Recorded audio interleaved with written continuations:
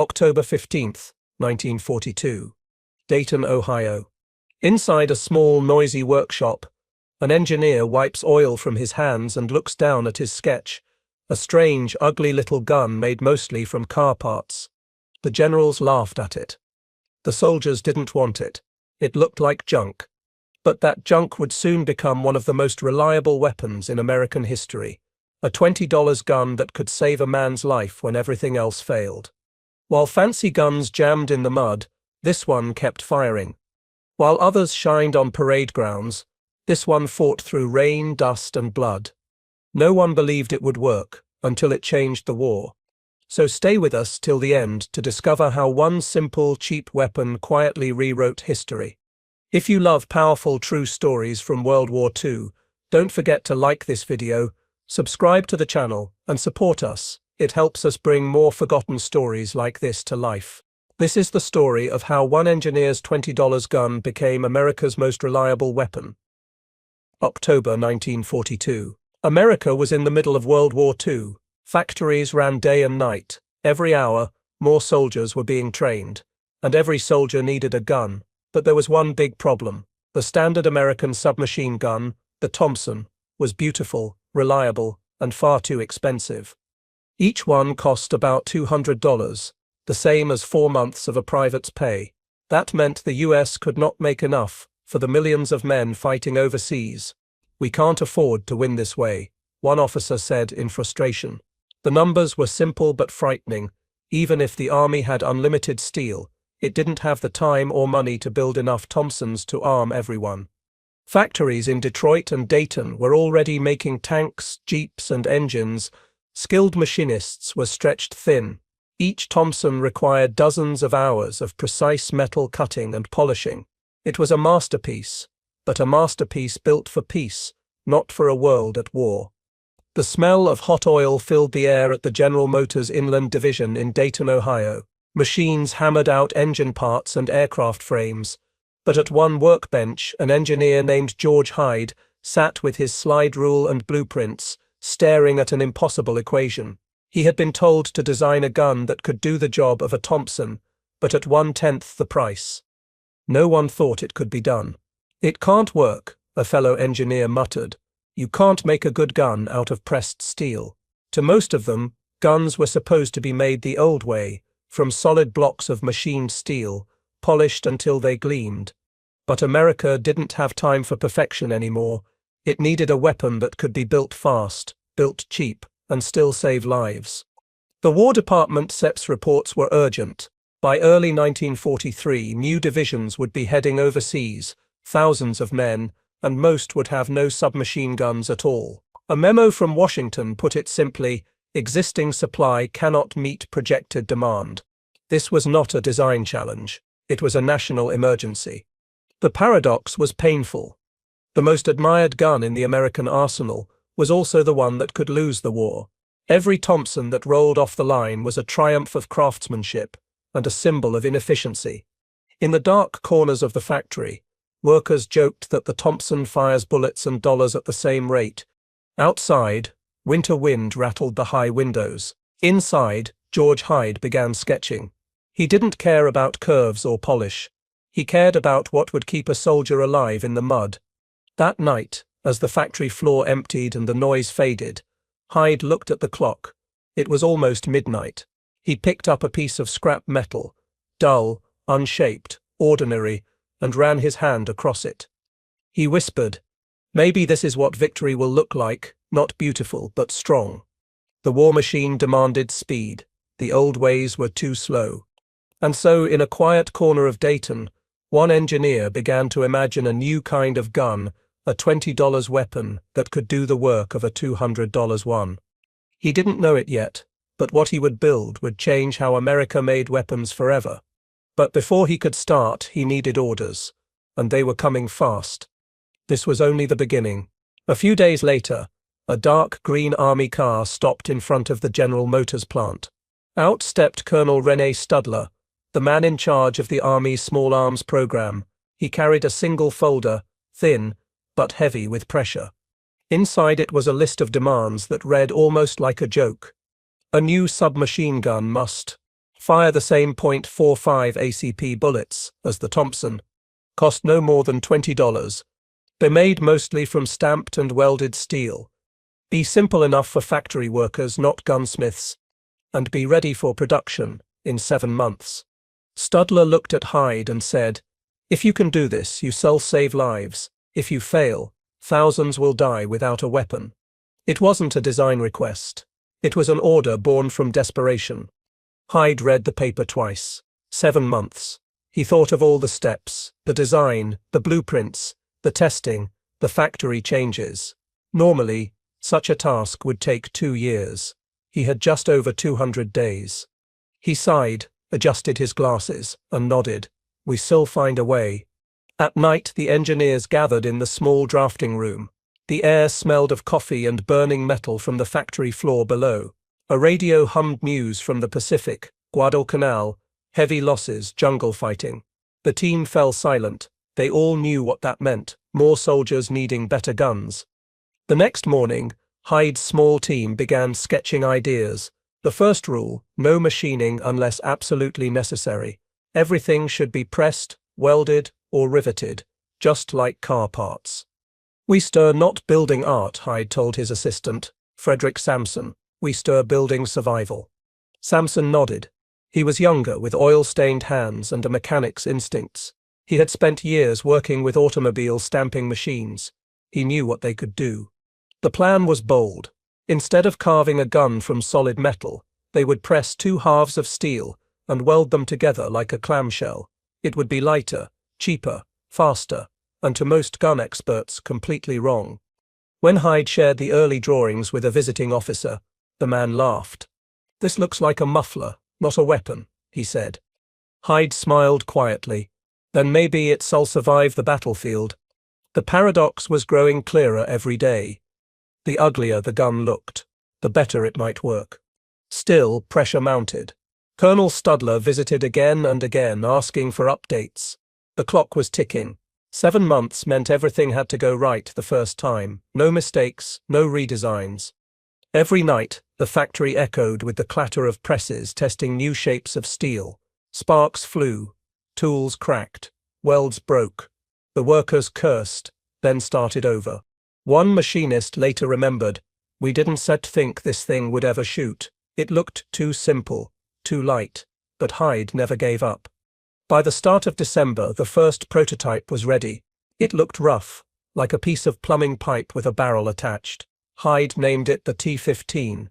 He wrapped it in brown paper, marked it for delivery to Aberdeen Proving Ground, and sent it off for testing. He knew what the experts would say, but he hoped the results would speak louder than appearances. Outside, snow began to fall over Dayton. Inside, the machines kept hammering. The gun that could change the war was on its way, and its biggest challenge was about to begin. But what came next would test more than steel. January 1943. The wind cut across the frozen fields of Aberdeen Proving Ground in Maryland. Soldiers in heavy coats watched as crates were unloaded from a muddy army truck. Inside one box lay George Hyde's T-15, wrapped in oil paper and hope. To the men who opened it, the sight was almost funny. The gun was short, plain, and boxy. No wood finish, no shine, no polish. One officer frowned and said, "Looks like something that fell off a Buick assembly line." Another laughed, "You call this a weapon?" The test officer wrote in his notes, "Rough, awkward, industrial in appearance."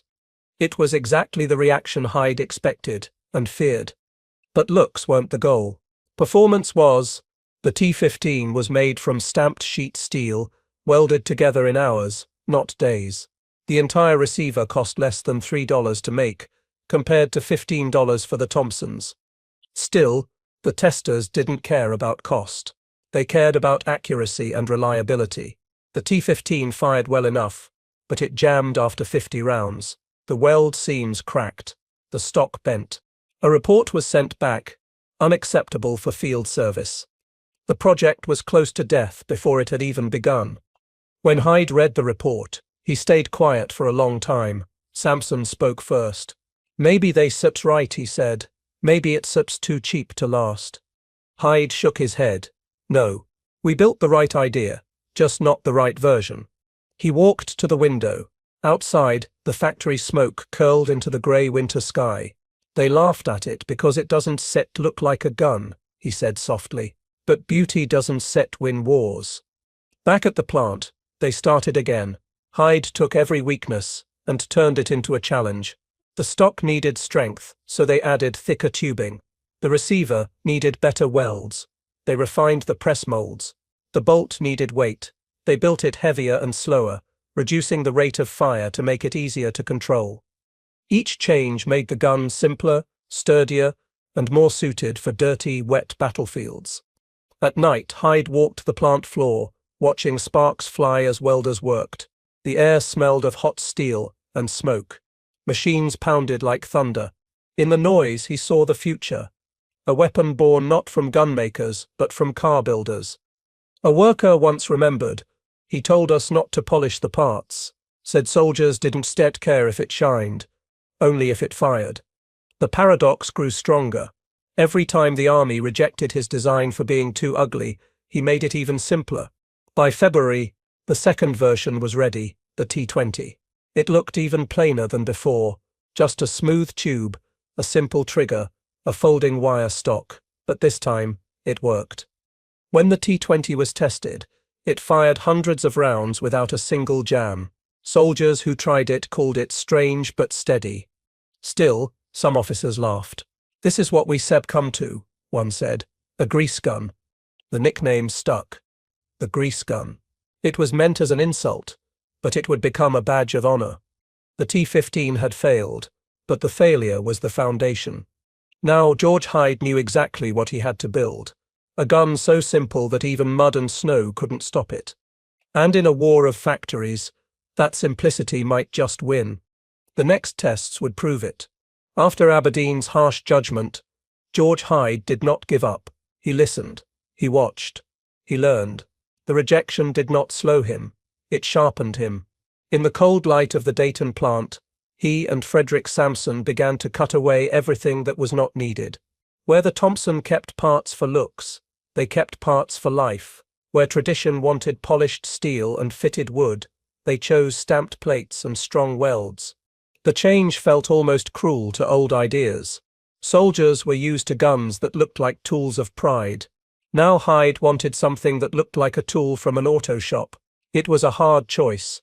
Make weapons that pleased pride, or make weapons that kept people alive. That simple difference would shape every decision they made. Sampson walked the stamping presses and thought like a car maker, not a gunsmith. "We can stamp a receiver in seconds," he told Hyde. "Why spend hours on a block of steel?" His voice carried over the steady beat of presses, a rhythm like a giant heart driving the factory. The air smelled of hot metal, grease, and coolant. Sparks flew when dies closed. It felt noisy and alive. The new idea used two pressed halves for the receiver. Each half was a thin shell of steel. They fit together and welded along the edges. This clamshell method cut cost and time. Where a Thompson receiver might cost about $15 to machine, the pressed receiver could be made for around $2.50. That number was simple, brutal proof. A finished gun could cost near $20, not $200. For men trying to arm millions, this was more than math, it was hope. Another big change was the enclosed action. The Thompson had many moving parts exposed to dirt and sand. The new gun would hide its bolt and springs inside the receiver. Dirt could not get in as easily. Water and mud would not jam the mechanism so fast. It was a small idea that meant a lot in jungles, deserts, and frozen fields. The enclosed action became the gun's shield. Hyde also changed the bolt. He made it heavier and let it move more slowly. The Thompson ran at more than 700 rounds per minute. Hyde's design ran near 450 rounds per minute.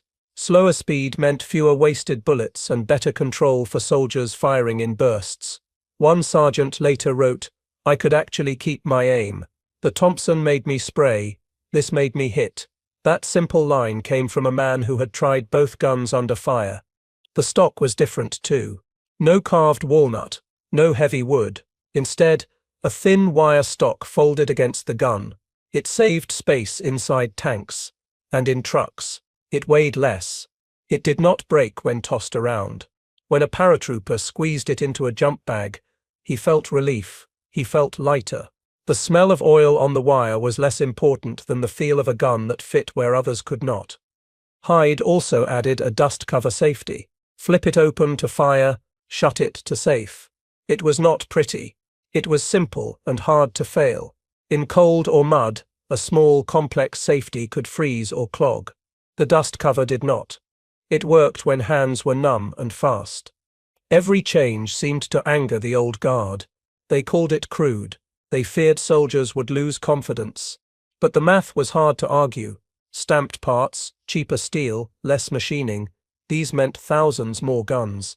Hyde and Sampson argued that a soldier who trusted his weapon mattered more than a weapon that looked fine in peacetime parades.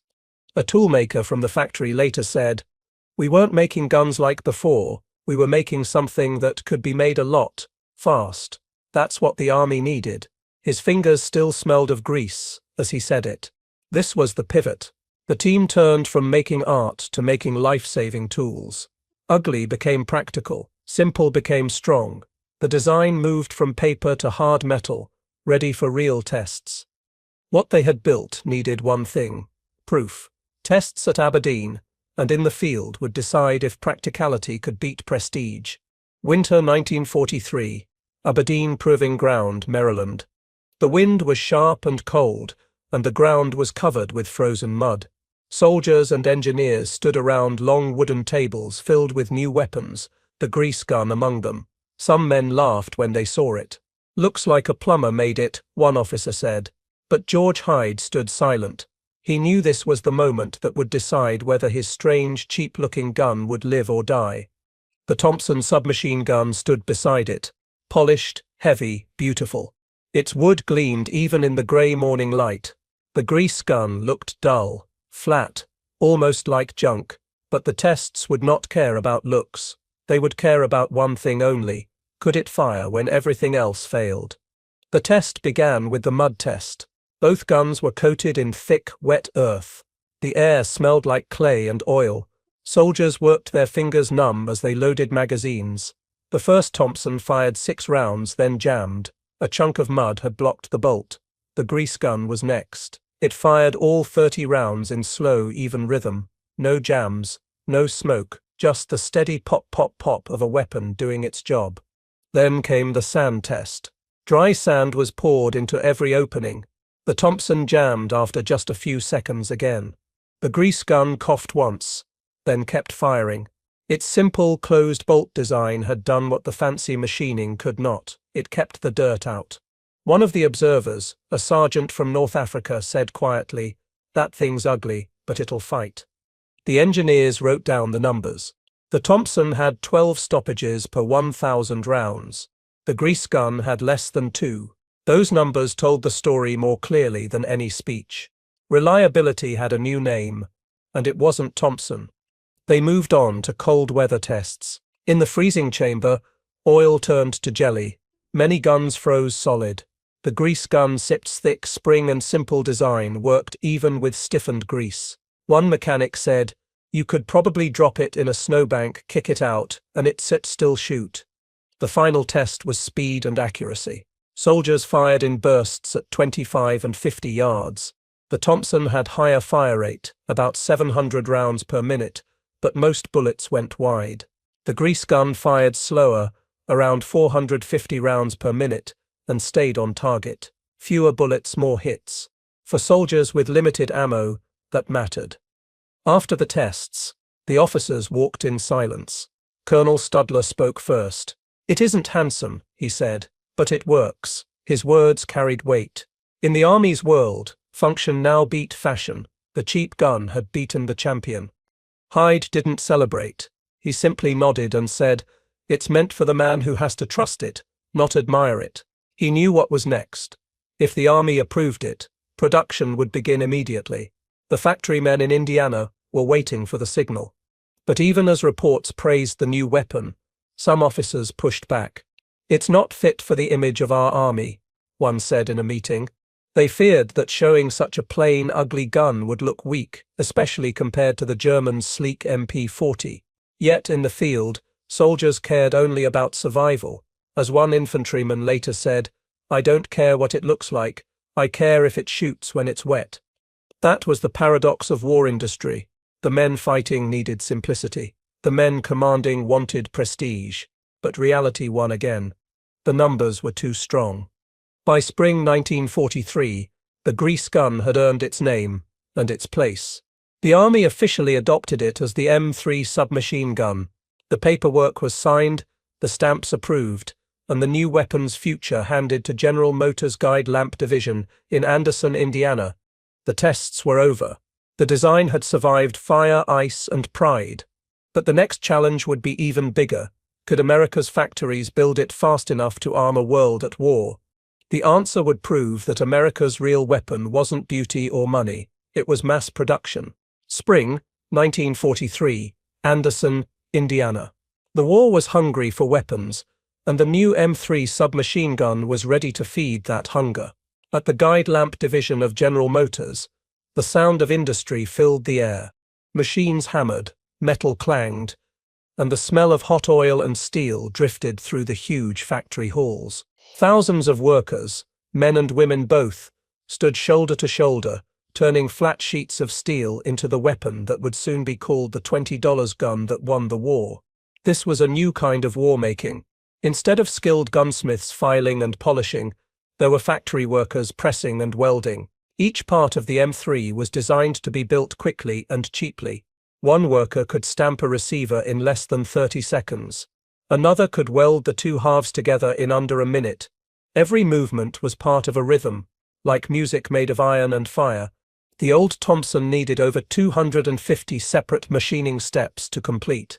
The M3, only 75 steps. The difference was enormous. It meant that where one factory could make about 50 Thompsons a day, Guide Lamp could produce more than 1,000 M3 SEP daily once at full speed. That was not just progress.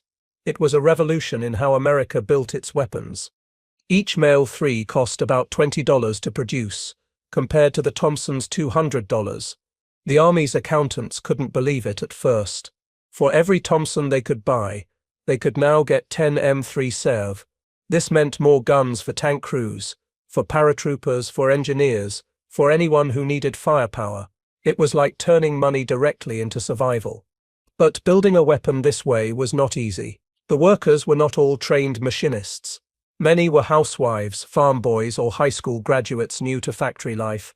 Posters on the walls read, "Every weld wins a war." Women in blue coveralls wiped sweat from their faces as sparks flew. They called themselves the Grease Girls, proud that their hands helped build something soldiers trusted. One worker later said, "It wasn't set pretty work, but we knew it mattered. Every gun we made meant someone set son came home." Her voice shook when she remembered the sound of the presses. You couldn't sit here yourself think, but you could feel the purpose. The factory moved like a living creature. Steel sheets entered one end, finished weapons rolled out the other. Inspectors checked every weld, every spring. They tested random samples, firing them on the range behind the plant. The air smelled of gunpowder and oil. Out of every 100 guns, only 1 or 2 failed inspection, an incredible success rate for wartime speed.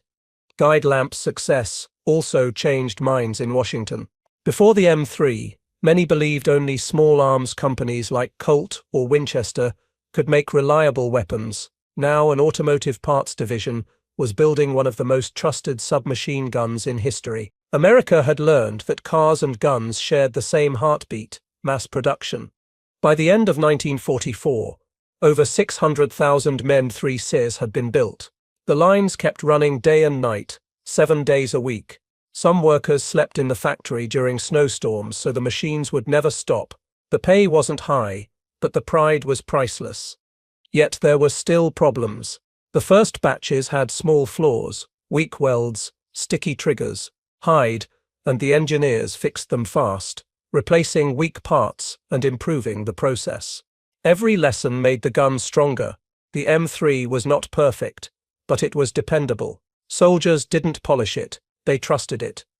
Outside the factory gates, freight trains waited to carry the guns east and west. Each crate held dozens of M3s wrapped in brown paper, their metal still warm from the line. They went to Europe, Africa, the Pacific, to places the workers could only imagine. One evening, as the whistle blew and the line stopped, a foreman looked at the day sept's output, 1,080 guns. He smiled and said, "That sept's 1,080 chances for a man to live." The M3 had proven something powerful. America's greatest strength wasn't in gold or glory. It was in its workers, its machines, and its speed. The war was turning, and this small, cheap gun was now in the hands of men who needed it most.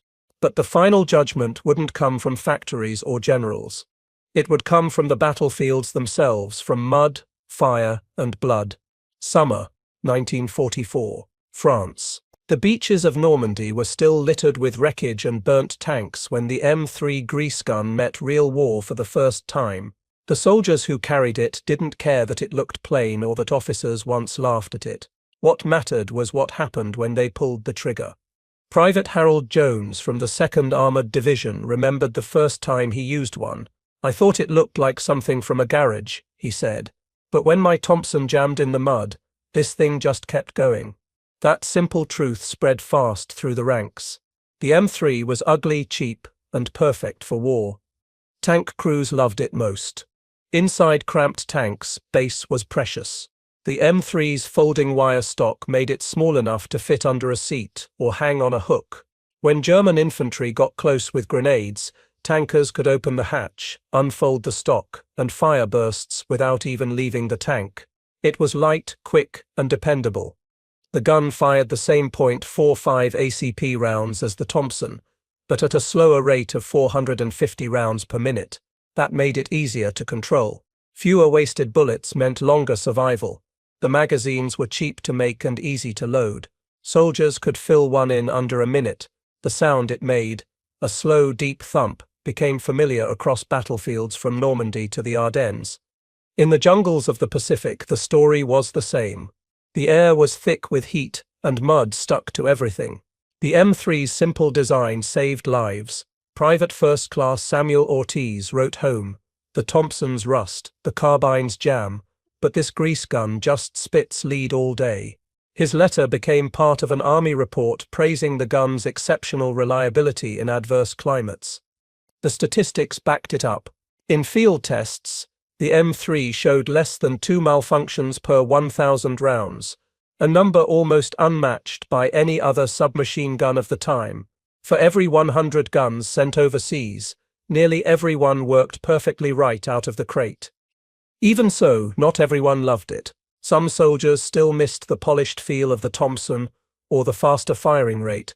They called the M3 clunky or cheap. But when bullets were flying, those complaints vanished. The grease gun's steel body took dents, but kept firing.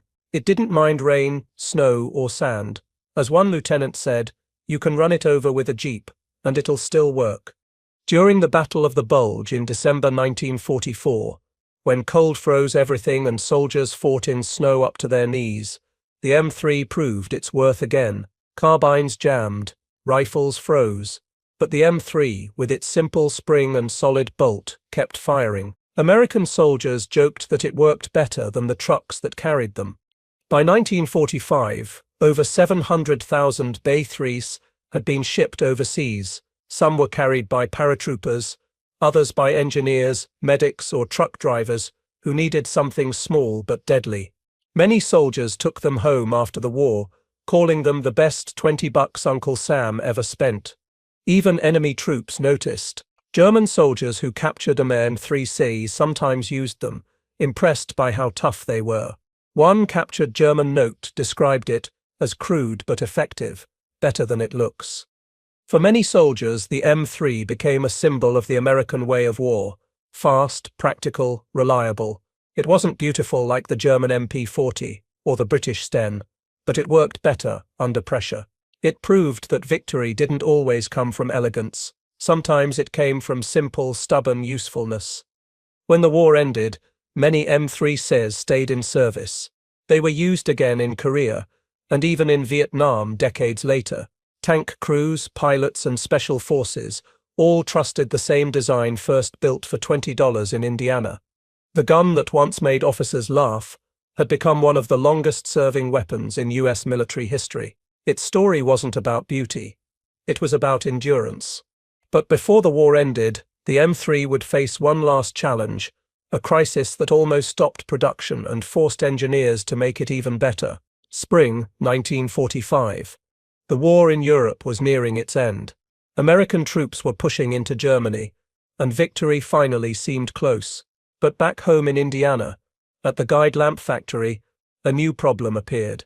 The M3, the cheap and simple gun that had worked so well in battle, was starting to show signs of wear. After hundreds of thousands of guns built at high speed, inspectors began finding small issues, weak welds, cracked bolts, and broken cocking handles. In the rush to meet wartime demand, some machines had gone out of alignment, and a few parts weren't fitting as tightly as they should. Soldiers at the front were sending reports, the charging handle bends, or the trigger sticks in the cold. It wasn't a crisis of design. It was a crisis of mass production. When you make a million of anything, even small flaws can become big problems. But George Hyde and his team didn't panic. They had built the M3 to be simple, and that meant it could also be easily improved. The engineers met in the noisy plant office, surrounded by blueprints and coffee cups. "Let's make it better," Hyde said quietly, and they did. Their solution became the M3A1, an improved version that fixed the weak points. The new gun removed the fragile cocking handle and replaced it with a simple finger hole in the bolt. Soldiers could now pull it open without worrying about a part snapping off. The design also added a built-in magazine loading tool in the stock, small, clever, and practical. The oil bottle was now stored inside the pistol grip, saving space and reducing the chance of losing it. Everything about the M3A1 was a lesson learned from soldiers who had used it in real battle.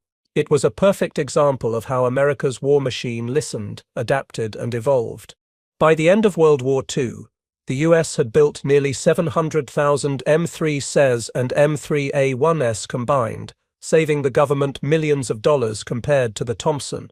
The money that would have gone into expensive guns was used for tanks, planes, and food for soldiers.